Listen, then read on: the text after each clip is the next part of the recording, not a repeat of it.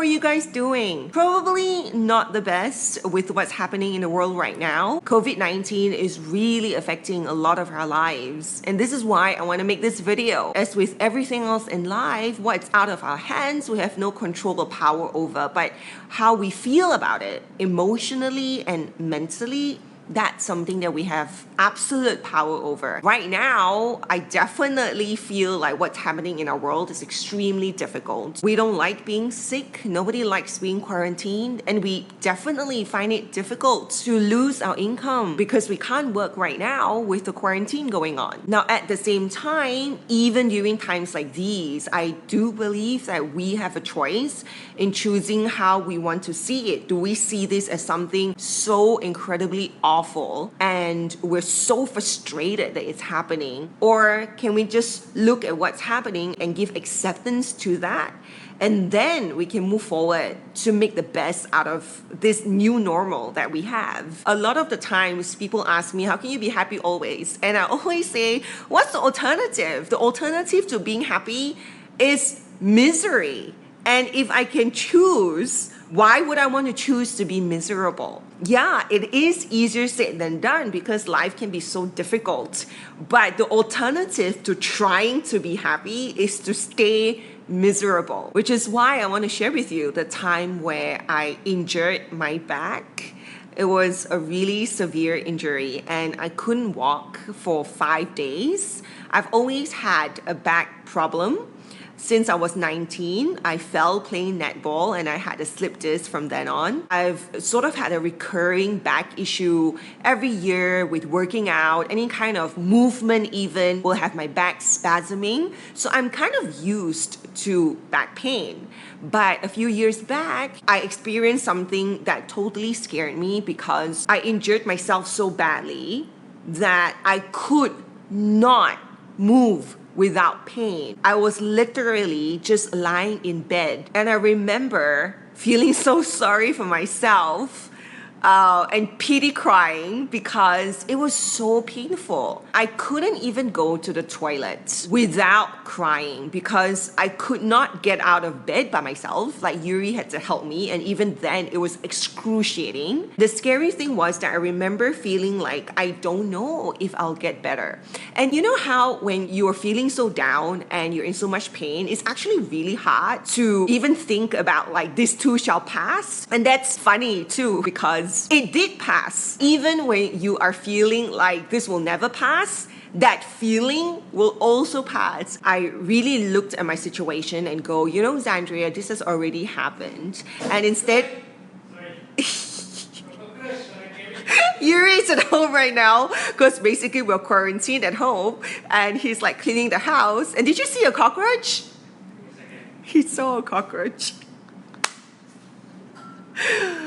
I'm glad I don't have to deal with it. So I decided that I can't change what has already happened, but I can choose how I'm going to deal with it. I can choose how I'm going to respond to this. And with this came a sudden form of acceptance. I still didn't know how my recovery was going to be. I was still relying on Yuri to bring me food because I literally could not get out of bed without help. So nothing has really changed in terms of my pain and my situation, but I felt so much better just because there was acceptance and a kind of peace came with that, you know? That's the kind of acceptance and peace that I think only we can give to ourselves. One of the best ways to deal with being quarantined is to not wish that we were anywhere else. And that is the basis of acceptance, to not wish that things are not the way they are.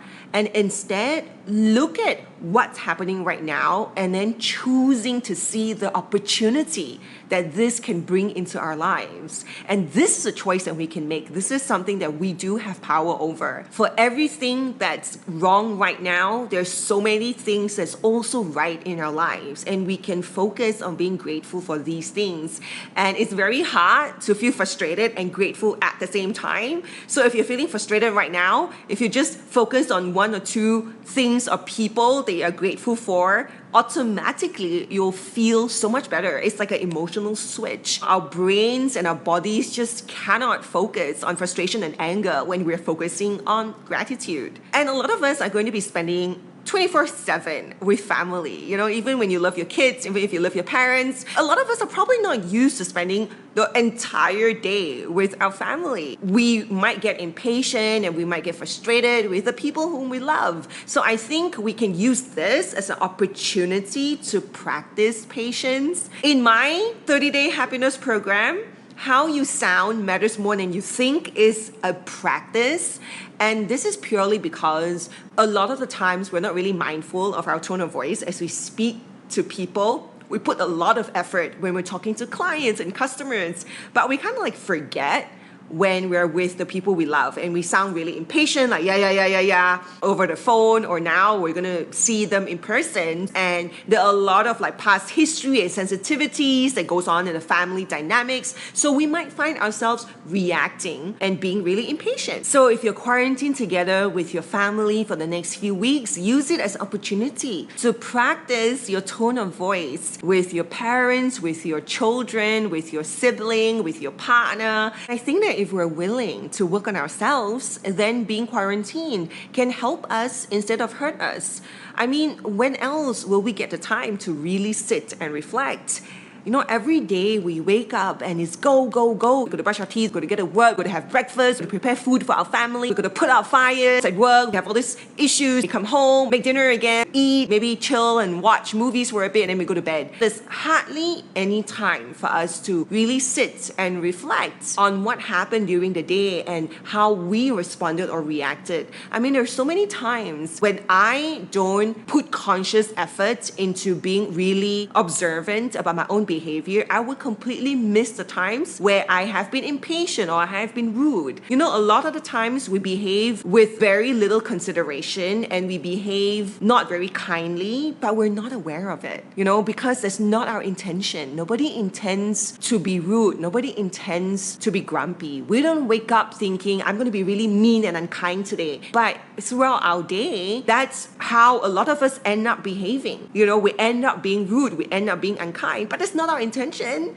but we don't even realize it. We're not even aware of it. And truth be told, in this world, at the pace we're living our lives, it's actually really hard to be aware of these things, because when do we have time to reflect? When do we have time to sit down and go, oh, earlier on, when I was having a conversation with my colleague, I could have handled it better because I was feeling really defensive. Or when do we get to think with my parents or with my children, I think that I was sounding very impatient. By the time we reflect, it's usually much later in hindsight and it's already in the past. And then we make a vow to be better next time. And then the next time comes and we forget.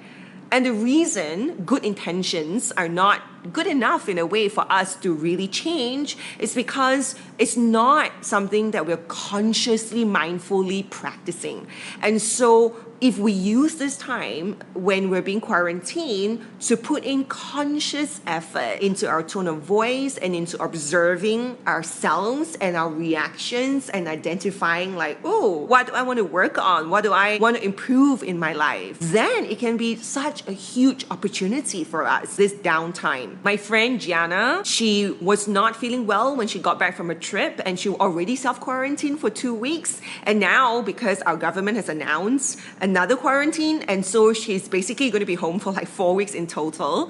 And she was telling me that at the beginning, it was so hard for her to have to adjust to stopping work and everything socially too. And she found that after the first week or so, when she really accepted what was going on and really embraced it, she felt a certain sense of freedom, and now when I talk to her, I can feel the gratitude that she has for her life. And this is just through messaging each other. I didn't even hear her voice, but it's so genuine and so real. And she was telling me that she's finally cleaning out her wardrobe and donating clothes, just cooking for her family. And she's just really grateful for what she does have. She says to me that, oh my goodness, Xandria, this is such a luxury. And I think that if we all can look at what we're going through right now and choose to see it as an opportunity for us to grow and learn and discover more about ourselves and our family, and to choose to look at this time that we have as a luxury, then we can feel better about what's happening. We can't change the things that are unpleasant, but we can choose to not devalue the time that we do have, because whatever it is, however difficult a time we're going through, the fact is that we are still alive, and we owe it to the people who are not here, who wants to be here, to do this life justice. One of the best ways to do life justice is to live each day with joy. So I really hope that you can join me in facing this time with positivity and hope, and to spread this message to all your family and friends, that we can all use this as an opportunity to band together and learn more about ourselves and the people we love. Let's lift each other up during this time and stay in touch on the web. I mean, how lucky we are to live in a day and age where we have the internet. It is such a blessing. Stay clean, stay safe, stay healthy, stay isolated, and the most important thing, be happy always. I'll see you guys again soon. Now that there's more time to make videos. Bye!